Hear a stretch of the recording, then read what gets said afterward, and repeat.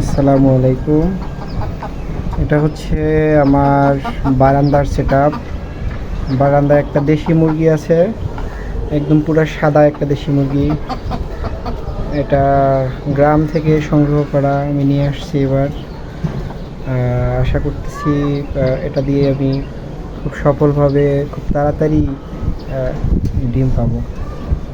এটা ডিমে আসলে ওর জন্য একটা জোড়া নিয়ে আসবো আমি। আমার এক জোড়া গ্রিবাস কবুতর আছে, ও ডিমে বসে আছে। একটা ডিম দিছে অলরেডি, আর একটা ডিম যত সম্ভব আজকে দেওয়ার কথা।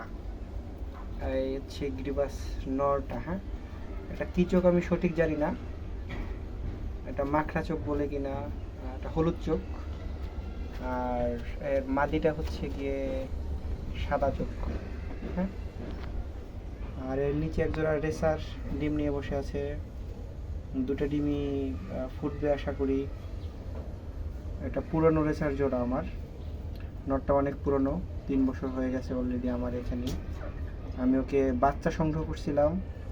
আর মাদিটার একটা বড় হিস্ট্রি আছে, এটা এক ভাইয়ের কাছ থেকে সংগ্রহ করা, চেরাগালি থেকে। হ্যাঁ, তো 2.5 বছর পরে এটা আমার কাছ থেকে ছুটে যায়, আবার ওই একই বাসায় ফিরে আসে।